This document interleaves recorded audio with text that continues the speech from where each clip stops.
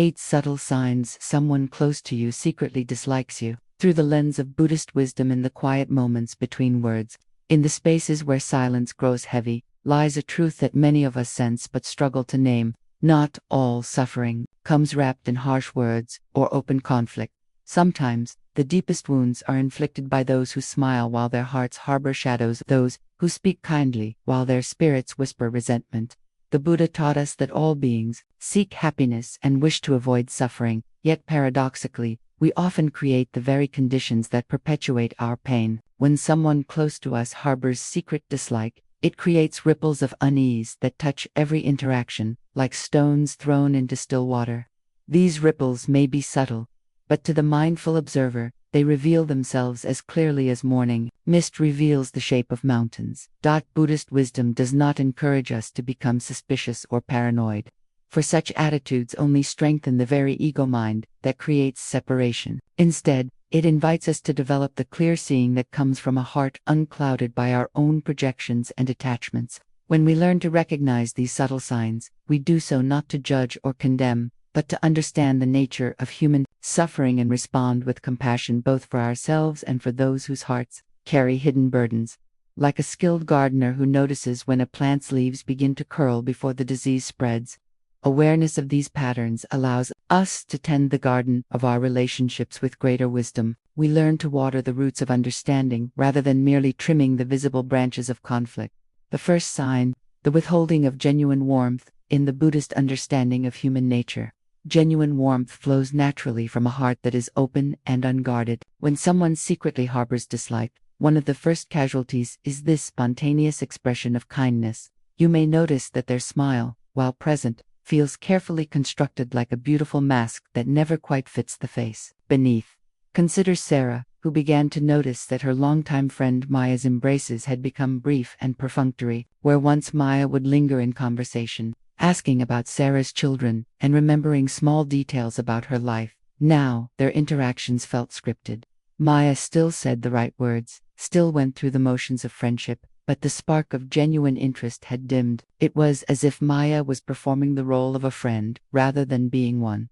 This withholding arises from what Buddhist psychology calls the poison of aversion, one of the 3 root causes of suffering. When we dislike someone but cannot or dare not express it openly, the heart contracts. The natural flow of metta, or loving kindness, becomes blocked like a stream dammed by fallen logs. The person may still wish to maintain the relationship for practical or social reasons, but the authentic warmth that once flowed freely now requires conscious effort to produce. The Dhammapada teaches us, better than 1,000 meaningless words is one word that brings peace. Yet when warmth is withheld, even kind words become hollow vessels, carrying form but no substance.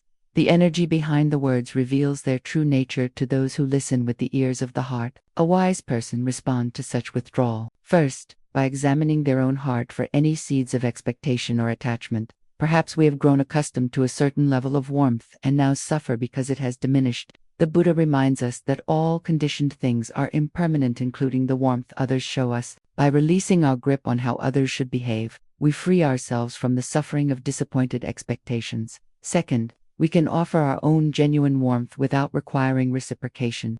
This is the practice of dana, or generous giving, of material things, but of our own open-heartedness. When we give warmth freely, without keeping accounts, we create the conditions for authentic connection to flourish again, though we must do so without attachment to outcomes. The second sign, selective memory and convenient forgetting memory, in the Buddhist view, is deeply intertwined with our emotional states and attachments. When someone harbors secret resentment, their memory often becomes selective, filtering experiences through the lens of their hidden dislike. They may forget your kindnesses while remembering your mistakes with sharp clarity, or they may conveniently fail to recall commitments that benefit you while perfectly remembering those that serve their own interests. James noticed this pattern with his brother-in-law David.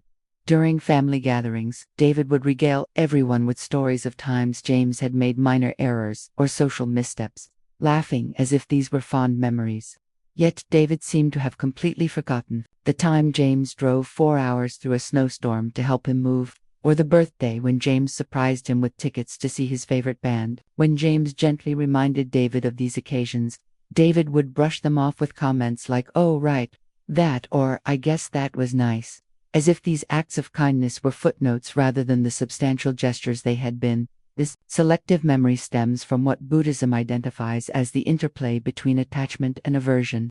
The mind that dislikes someone becomes attached to that dislike, feeding it with remembered grievances while starving it of contradictory evidence. It's as if the heart has developed a particular appetite and will only digest experiences that nourish its chosen emotion.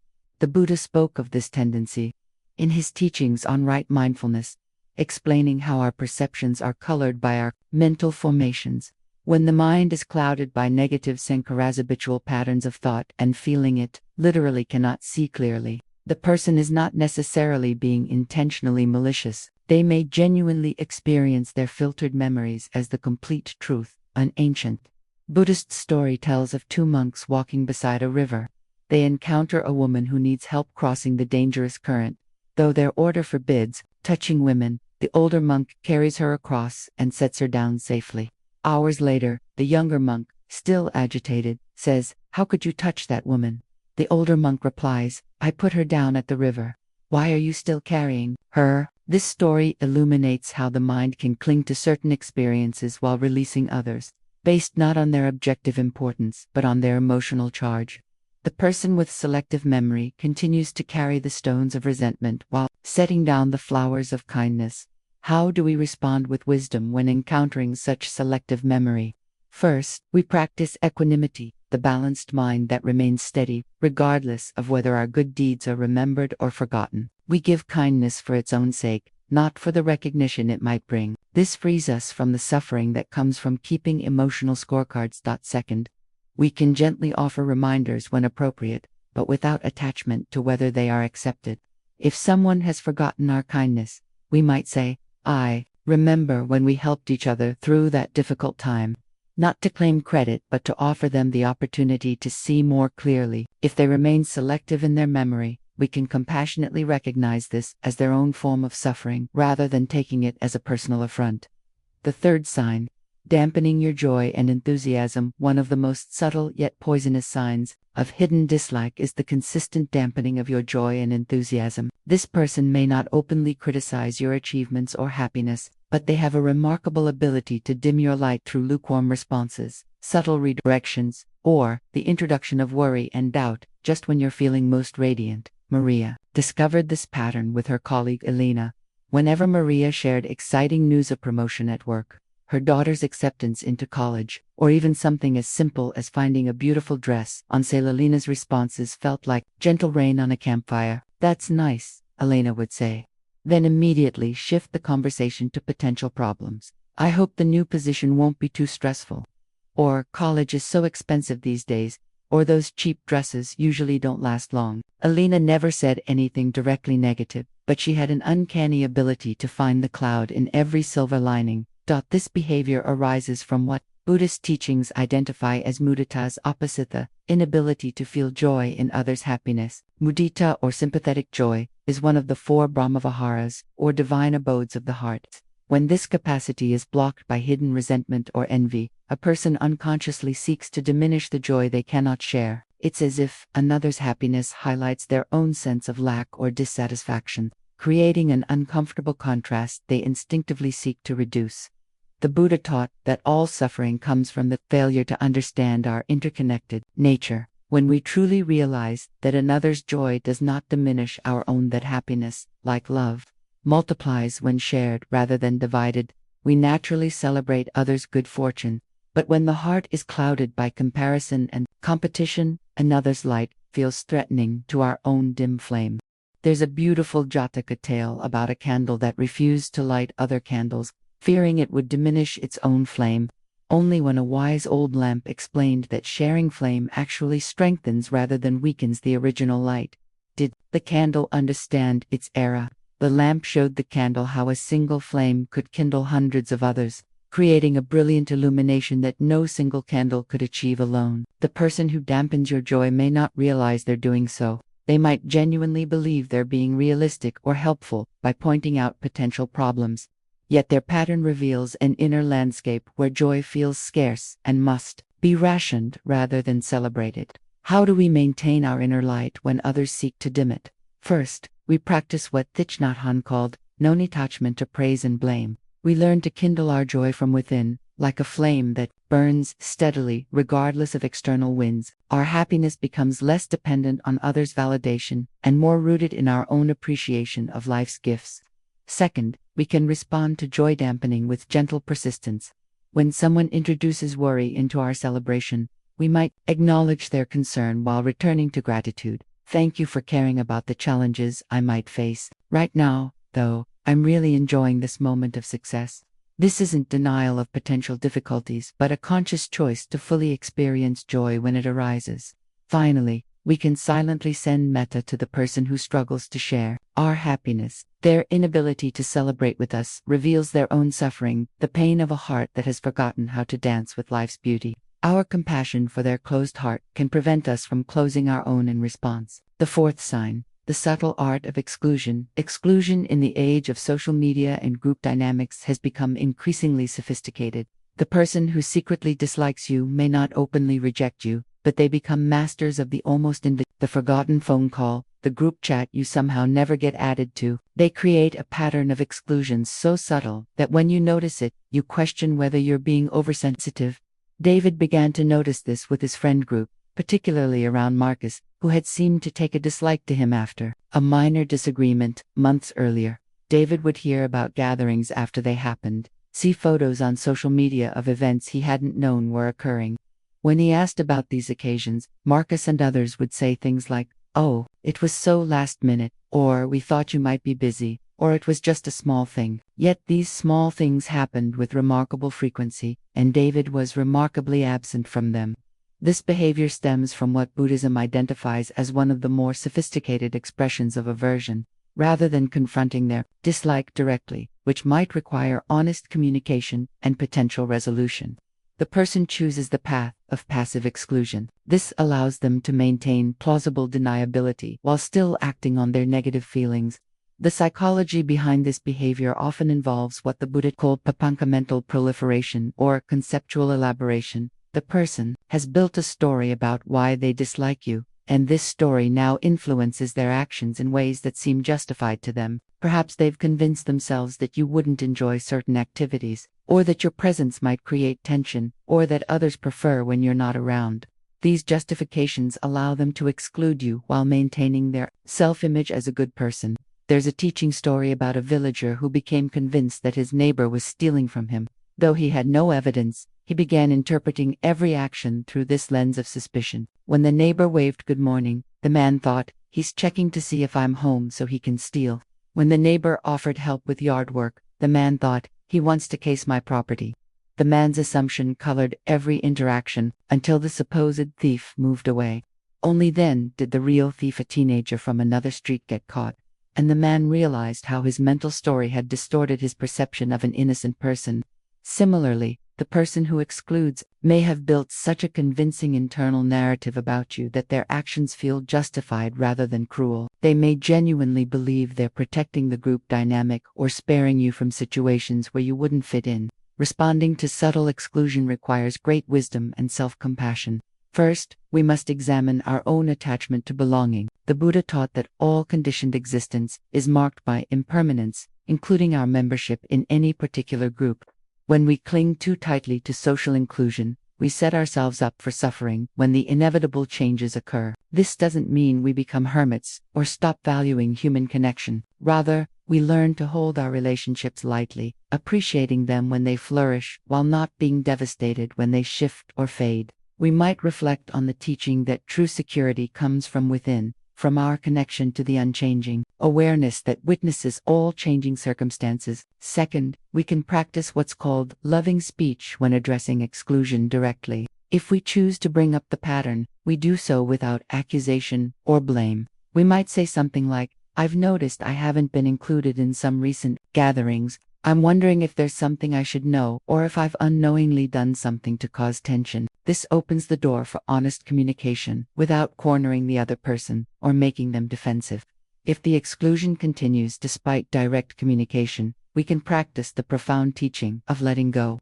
Sometimes people move away from us for reasons that have nothing to do with our worth as human beings.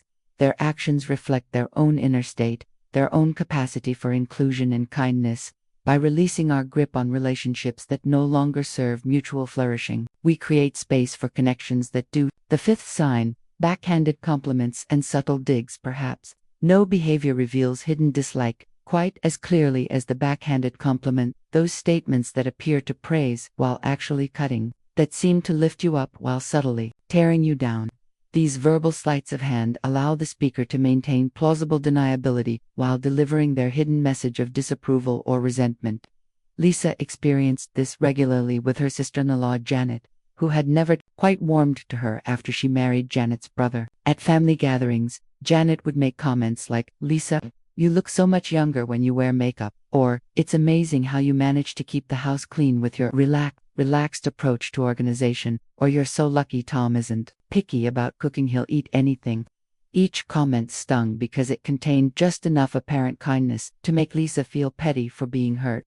Yet the underlying criticism was unmistakable. This behavior represents what Buddhist psychology might call unskillful speech, communication that arises from unwholesome mental states and creates suffering for both speaker and listener. The Buddha identified right speech as one of the elements of the Noble Eightfold Path, emphasizing that our words should be truthful, helpful, and kind. Backhanded compliments violate all three of these principles by disguising criticism as praise, helping no one, and causing subtle harm. The motivation behind such speech often stems from what the teachings call ill will, mixed with social conditioning.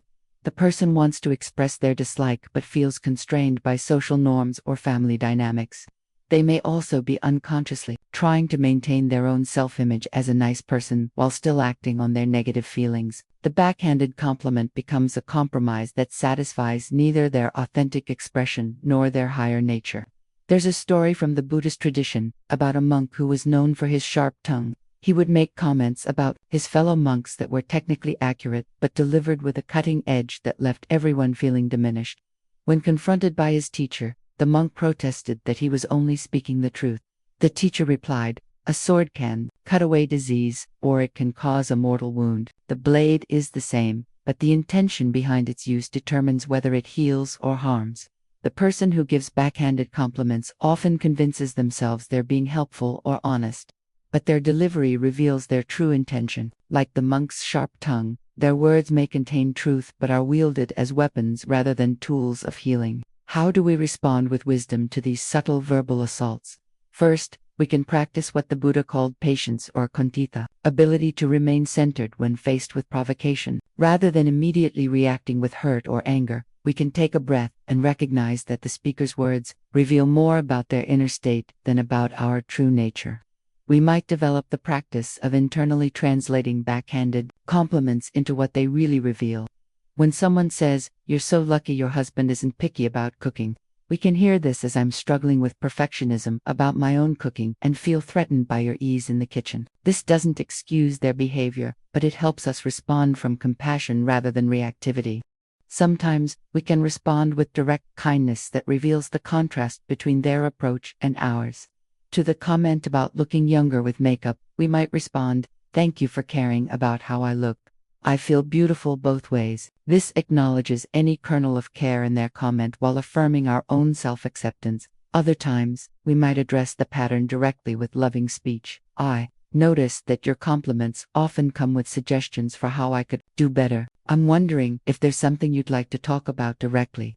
This creates an opportunity for more honest communication while setting a boundary around the subtle aggression. Most importantly, we practice not taking these comments as definitive statements about our worth. The Buddha taught that we are not defined by others' opinions of us. Whether expressed as outright criticism or dressed up as backhanded praise, we learn to find our center in our own understanding of our nature, rooted in the awareness that all beings possess inherent dignity regardless of their cooking skills, organizational abilities, or appearance with or without makeup. The sixth sign, emotional unavailability when you need support. One of the most telling signs of hidden dislike is the pattern of emotional unavailability that emerges precisely when you most need support. This person may be present for casual, pleasant interactions, but when life delivers its inevitable challenges and you reach out for comfort or assistance, they become remarkably scarce or emotionally distant. Robert discovered this painful pattern with his longtime friend Kevin. During good times, Kevin was fun to be around, quick with jokes, happy to meet for drinks, always ready for weekend adventures. But when Robert's father was diagnosed with cancer, Kevin seemed to evaporate. Phone calls went unreturned, invitations to talk were met with excuses about being busy, and when they did interact, Kevin would quickly steer conversations away from anything serious or emotionally demanding. It was as if Kevin had an internal radar that detected emotional need and immediately switched to avoidance mode. This behavior reflects what Buddhist teaching identifies as the absence of karuna, compassion, or the willingness to be present with suffering. True friendship, like the Buddha's own example, involves showing up for others not just in times of joy, but especially in moments of pain. When someone consistently withdraws their emotional presence during our difficult times, it often reveals that their connection to us was more superficial than we realized, or that their hidden dislike makes them unwilling to invest in our well-being. The psychology behind this withdrawal can be complex. Sometimes the person simply lacks the emotional capacity or skills to deal with others' pains. They may have grown up in families where emotions were avoided or suppressed. But when this emotional unavailability is selective when they can offer support to some people but not to you, it often indicates a deeper resistance based on their unacknowledged feelings. There's also what Buddhism might call the ego's involvement in this behavior. Supporting someone through difficulty requires setting aside our own concerns and comfort temporarily. When we harbor dislike for someone, even unconsciously, this selfless act becomes much more difficult. The ego resists investing energy in someone it has categorized as unworthy of care. The Jataka tales tell of a merchant who would help certain travelers repair their carts on the road, while ignoring others who faced the same difficulties. When asked about this selective kindness, he claimed he helped those who seemed most deserving, but observers noticed that his definition of deserving seemed to correlate perfectly with how much he personally liked each traveler. His supposed charity was actually a form of social favoritism disguised as virtue. The pain of emotional abandonment during difficult times cuts particularly deep because it violates our fundamental need for connection during vulnerability. When we're struggling, we naturally reach out for the comfort of human presence and understanding. To have that need met with withdrawal or dismissal can feel like a double wound, the original pain plus the loneliness of being unsupported. How do we respond with wisdom when those we counted on prove emotionally unavailable? First, we can practice what the Buddha called realistic expectations. While it's natural to hope for support from those close to us, we can also recognize that not everyone has the capacity or willingness to be present with pain they care about. This isn't necessarily a reflection of our worth, but rather of their own limitations or inner conflicts. We can also use these experiences to deepen our own capacity for self-compassion. When others cannot or will not offer the comfort we seek, we can learn to become a source of gentle kindness to ourselves. This might involve practices like loving kindness meditation directed toward ourselves, or simply speaking to ourselves with the same tenderness we would offer a dear friend facing similar struggles. Additionally, these experiences can teach us discernment about where to invest our emotional energy. The Buddha spoke about the importance of spiritual friendship relationships that support our growth and well-being. When someone consistently proves unavailable during our times of need, we can adjust our expectations and perhaps seek deeper connections with those who have demonstrated greater capacity for mutual support. Finally, we can practice gratitude for those who do show up for us, even if they're not the ones we expected or hoped would be there. Sometimes life surprises us by revealing unexpected sources of support while disappointing us with the absence of expected ones. Each experience teaches us something valuable about the nature of human connection and our own resilience. The seventh sign, the competitive undercurrent. Competition in relationships often reveals itself as a subtle but persistent current running beneath surface interactions. The person who secretly dislikes you may turn even casual conversations into opportunities to establish their superiority or diminish your achievements. This isn't the healthy competition that can motivate mutual growth, but rather a need to consistently position themselves above you in various hierarchies: social, professional, moral, or material. Amanda noticed this pattern with her neighbor and former friend, Patricia. What had started as friendly comparisons had gradually become a relentless game where Patricia seemed unable to let Amanda have any victory, large or small. If Amanda mentioned getting a raise at work, Patricia would immediately talk about her own recent promotion and higher salary. If Amanda shared excitement about her daughter's academic achievements, Patricia would launch into detailed accounts of her own child's superior accomplishments. Even mundane topics became battlegrounds. If Amanda mentioned enjoying a new restaurant, Patricia would explain why a different restaurant was much better and how she had discovered it first. This competitive undercurrent stems from what Buddhist psychology identifies as the comparing mind, a form of mental suffering that arises when we measure our worth against others rather than finding contentment in our own path. When this comparing mind is combined with hidden dislike, it becomes particularly aggressive, seeking not just to establish equality but to prove superiority. The person cannot simply enjoy their own accomplishments, they need to ensure yours are diminished by comparison. The Buddha taught extensively about this form of suffering in his discussions of envy and conceit. He identified 3 types of conceit: thinking we're better than others, thinking we're worse than others, and thinking we're equal to others. All 3 involve the fundamental error of defining ourselves in relation to others rather than understanding our inherent nature. The person caught in competitive consciousness with you has likely fallen into the first type, the need to be better than, but this need often masks deep insecurity and self-doubt. There's a teaching story about 2 bamboo shoots growing side by side. One spent all its energy watching the other, comparing their growth rates, and competing for sunlight. The other simply focused on its own growth, reaching steadily toward the light. In the end, the competing bamboo grew twisted and stunted from constantly turning to observe and obstruct its neighbor, while the focused bamboo grew straight and tall. The competitive one never realized that there was abundant sunlight for both. This story illustrates how competition based on scarcity thinking actually impedes our own growth.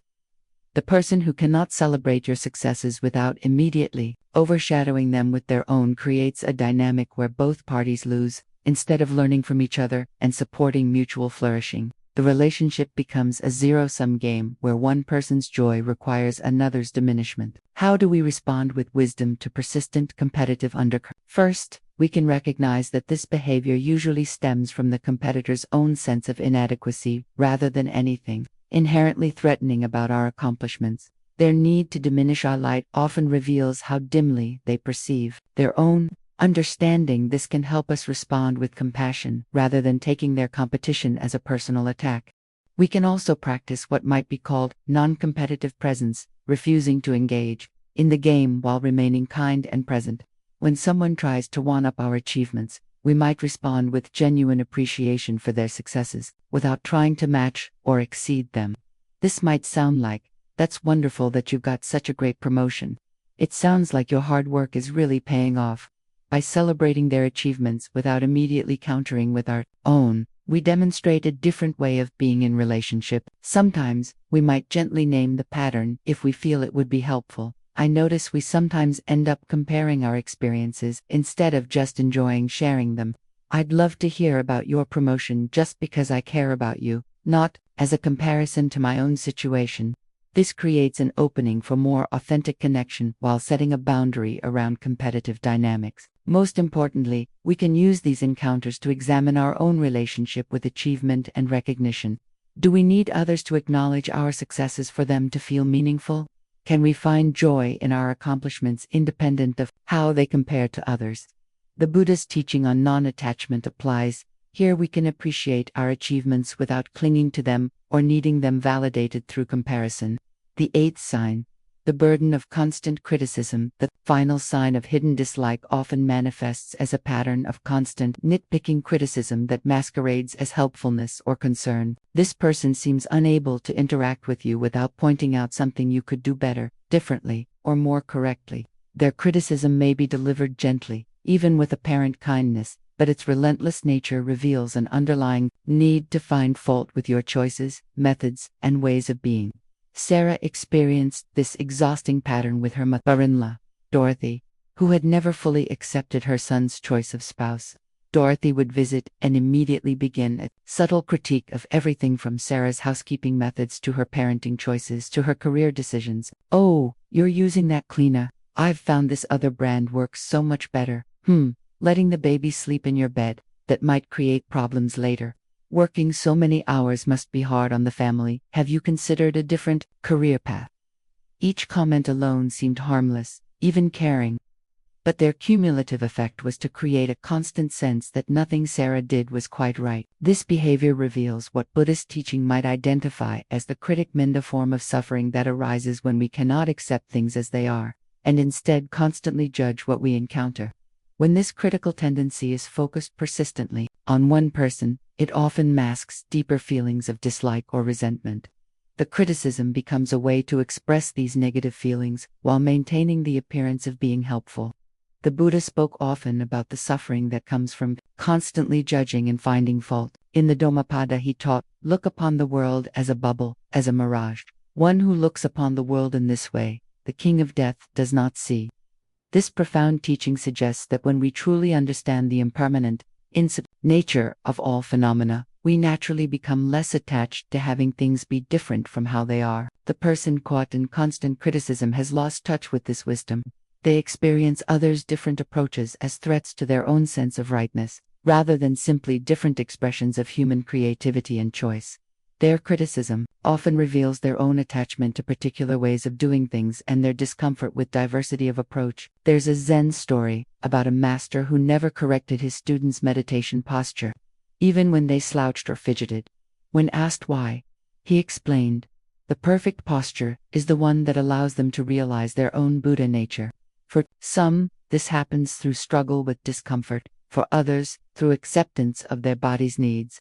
My job is not to make them conform to my idea of correctness, but to help them find their own path to awakening. This story illuminates how true wisdom often involves accepting different approaches rather than insisting on uniformity. The person who constantly criticizes has forgotten that there are many valid ways to live, parent, work, and create a home. How do we maintain our center when faced with relentless criticism? First, we can practice what Buddhists call discernment, the ability to distinguish between useful feedback and criticism that stems from the critic's own issues. Sometimes, people do offer genuinely helpful suggestions, even if their delivery is imperfect. But when criticism becomes a constant pattern focused on one person, we can recognize it as more about the critic's inner state than about objective problems with our choices. We can also develop what might be called confident humility, the ability to remain open to learning while not being destabilized by every suggestion for improvement. This might involve thanking people for their input, while clearly stating our own choices. Thank you for caring about how we're raising our children. We've given this a lot of thought and feel good about our approach. Setting boundaries becomes crucial when dealing with constant criticism. We might say something like, I appreciate that you want to help, but I'd prefer if you could trust that I'm capable of making good decisions for my family. If I need advice, I'll ask for it. This communicates respect for their good intentions, while clearly defining limits. Perhaps most importantly, we can use encounters with chronic critics to strengthen our own inner compass. When we know our values and trust our judgment, others' disapproval becomes less destabilizing. We can listen to feedback with an open heart while maintaining confidence in our own wisdom and choices. Conclusion: the path of understanding. In walking through these 8 subtle signs of hidden dislike, we have not undertaken this exploration to become suspicious of others or to create division where none existed before.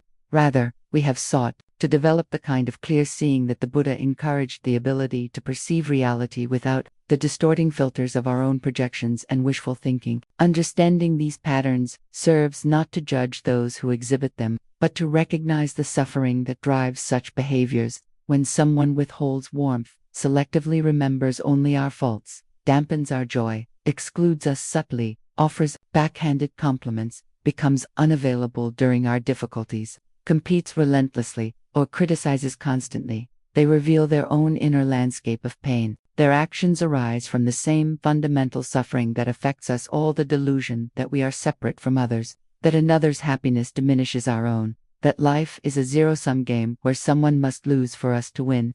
The profound teaching that emerges from recognizing these signs is that we need not take them personally, even when they are directed personally at us. Like clouds passing across the sky, these behaviors reflect temporary conditions in the other person's mind rather than permanent truths about our worth or theirs. The sky remains vast and unchanged, whether the clouds are gray or white, thick or thin. This understanding frees us to respond from our highest nature rather than reacting from our wounded places. We can maintain our own warmth even when others withhold theirs. We can remember kindness even when others forget it. We can celebrate life's gifts even when others seek to dim our joy. We can include others in our heart even when they exclude us from their gatherings. We can speak truthfully and kindly even when others dress criticism in false praise. We can offer support even when others prove unavailable. We can appreciate our path without needing to compete. And we can remain confident in our choices even when others constantly find fault. None of this means we become doormats or lose the ability to protect ourselves from harmful relationships. The Buddha taught the middle way, avoiding both extreme indulgence and extreme asceticism in relationships. This might mean setting boundaries with those who consistently treat us poorly while maintaining compassion for their suffering. Might mean limiting our emotional investment in relationships that prove one-sided while keeping our hearts open to genuine connection wherever it appears. The deepest wisdom that emerges from recognizing these patterns is the understanding that everyone is doing the best they can with their current level of consciousness and emotional capacity. Those who harbor secret dislike are not evil people. They are struggling human beings whose hearts have temporarily closed in the face of their own pain. Their behavior creates suffering for others, but it creates even greater suffering for themselves, as they cut themselves off from the joy and connection that make life meaningful. When we can hold this understanding, seeing clearly without condemning, protecting ourselves without closing our hearts, responding to unkindness with wisdom rather than reactivity, we embody the very teachings the Buddha offered. We become living examples of how it's possible to remain loving in the face of unlove, peaceful in the midst of conflict, and joyful even when others seek to dampen our light. This is perhaps the greatest gift these difficult relationships offer us: the opportunity to discover our own unshakable center, the place within us that remains calm and loving regardless of how others treat us. In finding this center, we not only free ourselves from the suffering of taking others' behavior personally, but we also become a source of healing in the world. People who can meet hostility with love, criticism with acceptance, and exclusion with inclusion. The path forward is not about changing others or forcing relationships to be different than they are. It is about changing our own relationship to these experiences, finding the peace that comes from understanding and maintaining the open heart that recognizes our fundamental interconnection even with those who seem to dislike us. In this practice, we honor both our own dignity and the hidden Buddha nature that exists within every being, regardless of how skillfully or unskillfully they currently express it. May all beings be happy. May all beings be free from suffering. And may we all find the wisdom to respond to life's challenges with the kind of love that transforms both ourselves and the world around us.